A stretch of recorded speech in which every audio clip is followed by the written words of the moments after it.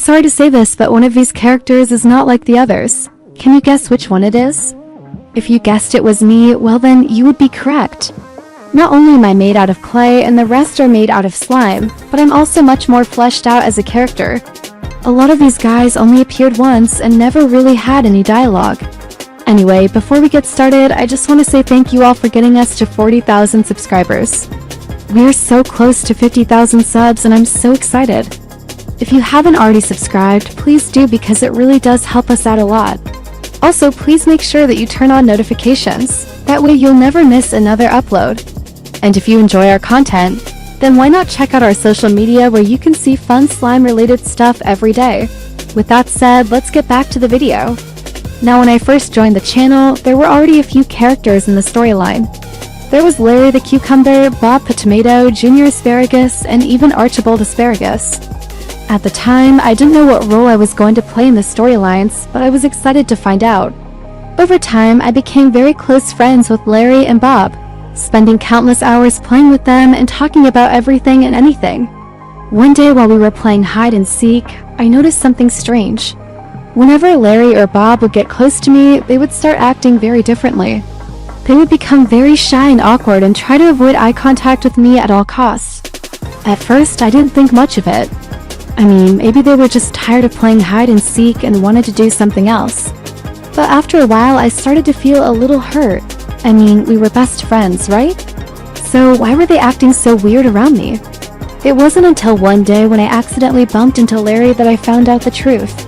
You see, Larry was so startled by my presence that he dropped his prized possession, a shiny red apple. The apple bounced off of his head and landed on the ground with a thud. I felt terrible. I immediately apologized to Larry and told him that I didn't mean to bump into him. But instead of forgiving me, Larry began to yell at me. He accused me of being clumsy and stupid and said that I had ruined his day. I was shocked. I had never seen Larry so angry before. In fact, I had never seen any of the VeggieTales characters so angry before. His face was red with rage and his eyes were narrowed to slits. I tried to explain to Larry that it was an accident, but he wouldn't listen. He continued to yell at me and I felt tears welling up in my eyes. That's when Bob, who had been watching the whole thing from a distance, finally stepped in. He put a hand on Larry's shoulder and said, "Larry, that's enough." Larry turned to Bob and started to cry. He told Bob how much he liked me and that he was just scared that I wouldn't feel the same way about him if he showed me. Bob put his arm around Larry's shoulder and said, "Larry, I think it's time you let go of your fears and told your new friend how you feel about him." Larry took a deep breath and looked at me. He apologized for yelling at me and explained how he felt. To be honest, I couldn't believe what Larry had just told me. I mean, I had been nothing but nice to Larry since I met him. So why did he feel that way about me? I asked Larry to clarify what he meant, and he explained that he had developed feelings for me and that's why he was so upset when I accidentally bumped into him.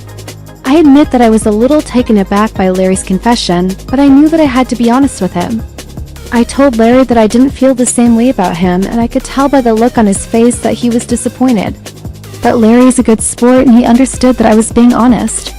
He apologized again for yelling at me and we all went back to playing hide and seek. As the game went on, I couldn't help but feel a little guilty about what had happened earlier. I mean, I had rejected Larry's confession and I knew that he was probably going to be really sad about it. I decided that I needed to make it up to him. So I started to look for the perfect gift to give him. After thinking for a moment, I had an idea. I ran over to Bob and asked him if he had any extra apples lying around. Bob smiled and said, "Of course I do. Why?" I told Bob that I wanted to give an apple to Larry and he seemed very pleased to hear that. Bob led me to his pantry, which was filled with all kinds of food, and we found the perfect apple. It was red and shiny and I knew that Larry would love it. I thanked Bob and ran off to find Larry. I found him hiding behind a bush and I gave him the apple. Larry was so surprised and he immediately apologized for yelling at me earlier. He said that he was just really nervous and that he didn't know what to do. I told Larry that it was okay and that I was glad that we were still friends. I could tell that Larry was relieved to hear that. He gave me a big hug and said, "Thanks for the apple, friend. It means a lot to me." I smiled and said, "No problem, Larry, anytime." From that day on, Larry and I became even closer friends. He would always bring me apples whenever we played hide and seek, and I would always be there to listen to him talk about his feelings. Overall, I was just happy that we were able to work through our problems and become even better friends. As time went on, I became a regular part of the VeggieTales storyline. I appeared in countless episodes and even got to have my own spin-off series. But no matter how famous I got, I never forgot about the valuable lesson that I learned from Larry and Bob. No matter how different we are, we can always find common ground and learn to understand each other better. All we need to do is be honest, open-minded, and willing to listen. One day, I was hanging out with Larry and Bob in their backyard. We were playing a game of tag and having a blast. Suddenly, I felt a sharp pain in my side. I stopped running and looked down to see a small knife sticking out of my side. I was shocked and confused. I had never seen a knife before, let alone been stabbed by one. Larry and Bob were just as surprised as I was. They had never seen a knife before either. In the world of VeggieTales, knives are actually a very rare sight. They are typically only used in special occasions such as carving pumpkins for jack-o'-lanterns or cutting up fruit. Because knives are so rare, most of the VeggieTales characters are completely unaware of their existence. This includes Larry, Bob, and even Archibald. For all they know, knives are just a figment of my imagination. But anyway, after we all got over our initial shock, Larry and Bob immediately began to panic. Larry started to scream and flail his arms wildly, while Bob began to cry and beg for forgiveness. I tried to calm them down and tell them that it was okay, but they wouldn't listen. Finally, I decided to take matters into my own hands. I pulled the knife out of my side and threw it as hard as I could. The knife flew through the air and landed with a thud in the ground. Larry and Bob immediately stopped panicking and stared at me in disbelief. "How could you?" Larry exclaimed. "You could have been seriously injured," Bob added. "I'm so sorry, friend. I didn't know what to do."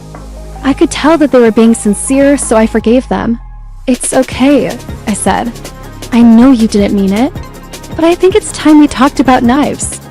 You guys need to know how dangerous they are, and so that's what we did."